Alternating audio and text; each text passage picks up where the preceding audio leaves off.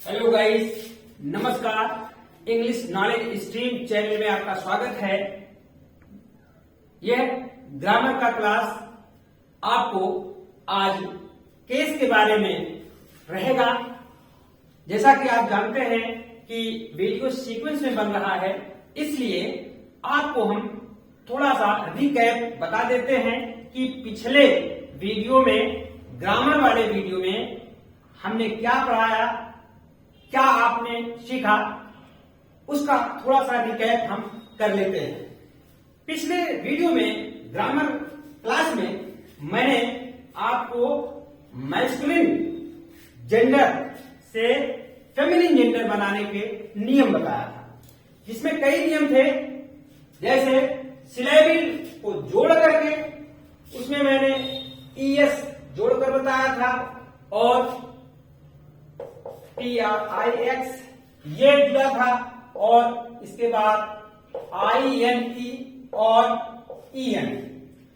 तो मैंने आपको ESS जोड़ करके बताया था, TRIX जोड़ करके बताया था, और EN, INE और EN वाले इसलिए नहीं बताया था ताकि यह वीडियो उससे कनेक्ट हो जाए, उसके आगे से आपको पता चल जाए कि ठीक उसके आगे का यह वीडियो है। तो हम बता देते हैं, INE अगर है जोड़ना, तो जैसे हीरो है तो इसमें हम बनाएंगे जब इसका फेमिनिन, तो INE जोड़ देंगे, हीरोइन हो गया। और फॉक्स है, अगर इसको हम बनाएंगे तो इसका सीधे सीधे विक्सन होता है, मादा बने। तो ये पूर्व में बताया जा चुका है, ये सारे नियम इसके। आज हम आपको केस के बारे में बताएंगे। केस का मतलब हिंदी में कारक होता है। कारक और इसके प्रकार, इसकी चर्चा आज हम विस्तार से करने वाले हैं। आप लोग देखें। डेफिनेशन, कारक कहते किसे हैं, इसकी डेफिनेशन क्या होती है, इसको हम आपको स्पष्ट कर दे रहे हैं। The relation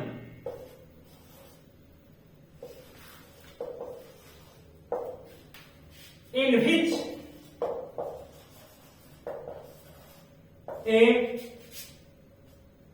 noun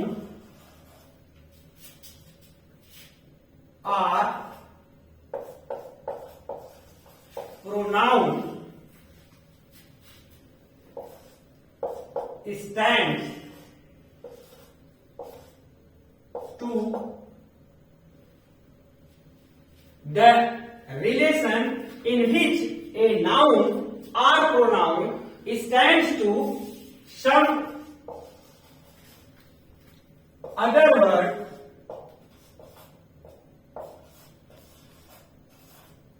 or change of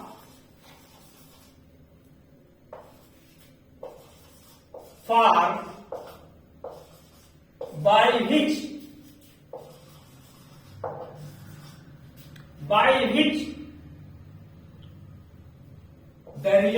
this relation is indicated is called case। ये डेफिनेशन है, नेस्फील्ड के अनुसार है। इसका मतलब हुआ कि नाउन या प्रोनाउन के जिस रूप से वाक्य का संबंध अन्य शब्दों के साथ प्रदर्शित हो, उसे केस कहते हैं, कारक कहते हैं।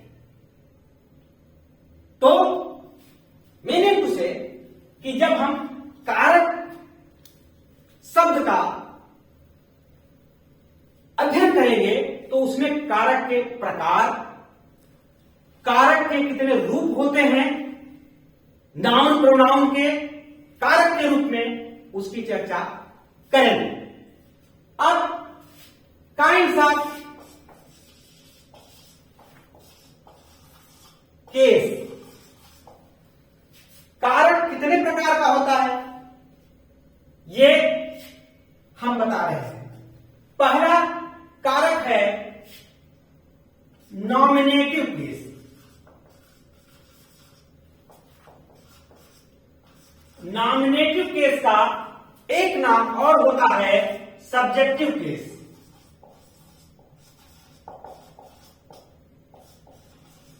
हिंदी में इसको कहते हैं कर्ता कारक।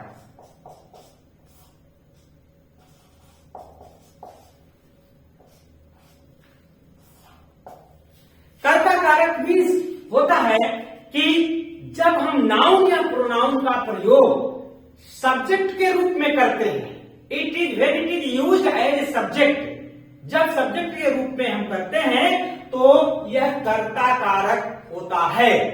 जैसे he works in A factory. अब यहां ये इसका जो सब्जेक्ट रूप है यही इसका कर्ता कारक, ये कर्ता कारक ही है, क्योंकि यहां पर यह सब्जेक्ट के रूप में इस्तेमाल किया जा रहा है। When a noun or pronoun used as a subject, तो यह कर्ता कारक यानी नॉमिनेटिव केस अथवा सब्जेक्टिव केस होता है। दूसरा जो होता है ऑब्जेक्टिव केस। ऑब्जेक्टिव केस का भी एक नाम होता है, इसको कहते हैं accusative case.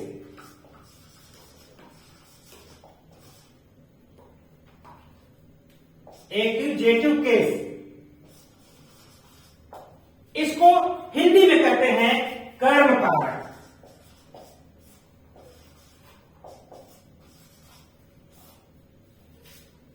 When a noun or pronoun used as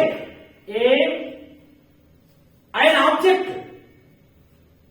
अगर ऑब्जेक्ट के रूप में आता है तो यह कर्म कारक कहलाता है। For example, he gave me a book।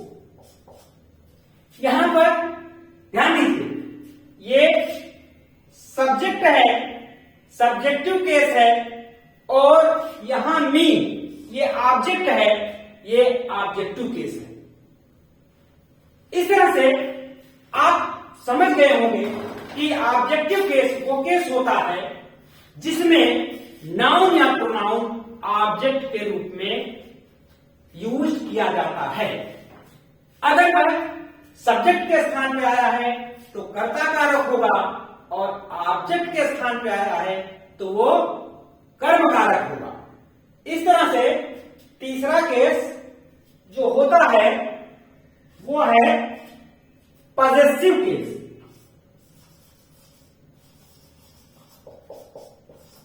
Possessive case, possessive case का भी एक नाम होता है, उसको कहते हैं जेनिटिव केस।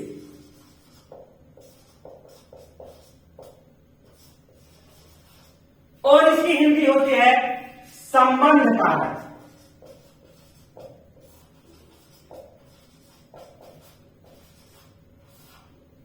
ठीक उसी तरह से when it makes a relation,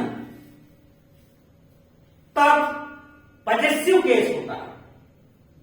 for example, my, he is या इट इज माई बुक। यह मेरी किताब है। इट इज माई बुक, यहां देखिए ये पॉजेसिव केस है, ये पॉजेसिव केस है और ये संबंध क्रिएट कर रहा है।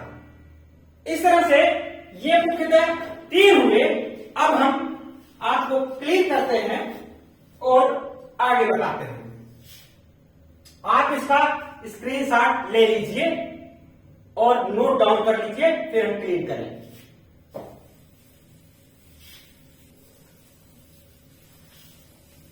इस तरह से चौथा कारक जो होता है वो होता है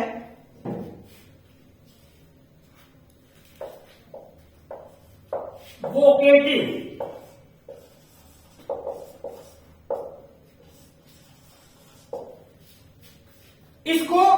इसकी हिंदी होती है संबोधन कारक।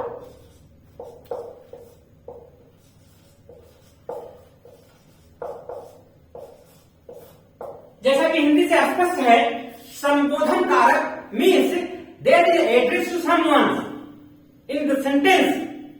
एक संबोधन होता है किसी व्यक्ति का, जैसे कम हियर डेविड। यहां पर डेविड को एड्रेस किया जा रहा है, इसका मतलब हुआ उसको संबोधित किया जा रहा है। इस तरह से Mohan, where are you going.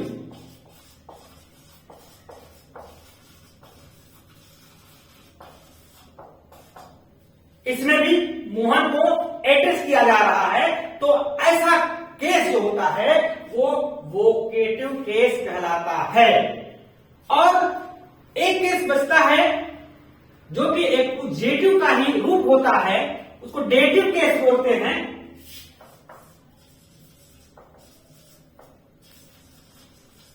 इसको हिंदी में कह लिया जाए संप्रदान कारक।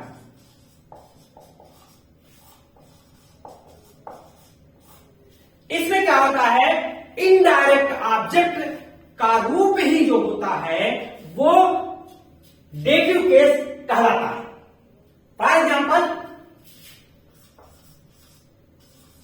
he gave Mukesh a book.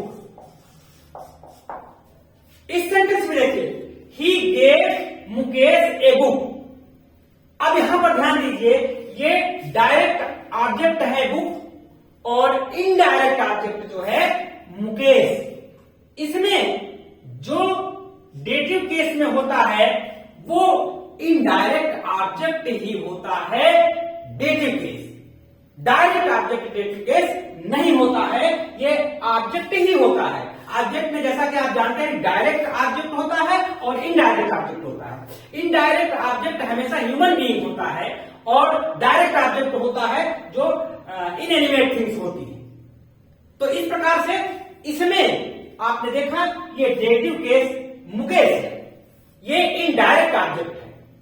अब हम पॉजेसिव केस जो होता है उसको बनाने के लिए एपॉस्ट्रॉफी यस का प्रयोग करते हैं। जैसे for example, Ram's brother, Ram's brother, Ram का भाई, ये पॉजेसिव केस है। पॉजेसिव केस में एपॉस्ट्रॉफी यस का प्रयोग करते हैं, लेकिन ध्यान रहे एक बात कि अगर किसी शब्द के अंत में यस रहे तो उसमें एपॉस्ट्रॉफी एस नहीं लगाएंगे। जैसे बॉयज स्कूल, बॉयज लगा हुआ है, इसमें खाली एपॉस्ट्रॉफी मार्क लगाएंगे बस, बॉयज स्कूल। फिर है गर्ल्स स्कूल, गर्ल्स छोटा है तो ऐसे नहीं लगाएंगे, इस यस को नहीं लगाएंगे, खाली एपॉस्ट्रॉफी मार्क्स लगाएंगे अगर किसी शब्द के अंत में यस रहे तो। फॉर एग्जाम्पल, कीट्स एक, जॉन कीट्स एक पोएट है, कीट्स पोएम। अब कीट्स की पोएम लिखना है, कीट्स उनका नाम ही है, तो इसमें हम कीट्स एपॉस्ट्रॉफी लगा देंगे और पोएम लिख देंगे। और ध्यान रहे कि जब एपॉस्ट्रॉफी का डबल एपॉस्ट्रॉफी का प्रयोग कभी नहीं करना चाहिए। जैसे माई friend's sister's marriage is settled. My friend's sisters दो आए तो इसमें ऐसा नहीं करेंगे। जैसे फॉर एग्जाम्पल मैं लिख दे रहा हूं, माई फ्रेंड्स सिस्टर्स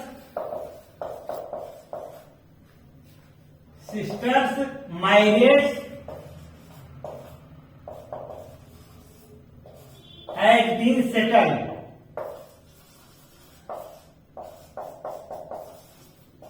यहां देखिए, यहां my friend's sister's marriage double apostrophe किया गया है।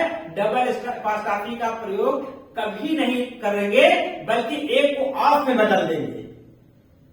The marriage of my friend's sister has been settled.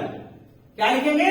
The marriage of my sister's, my friend's sister has been settled. ये बात ध्यान रखेंगे। बाकी जब हम सिंटैक्स पढ़ाएंगे, वाक्य को शुद्ध रूप में लिखना पढ़ाएंगे, तो इसकी चर्चा हम डिटेल में करेंगे। आप लोग वीडियो देखते रहिए और जो भी आपको जानकारी लेना हो उसको कमेंट बॉक्स में आप लिखिए, अगले वीडियो में उसको बता दिया जाएगा।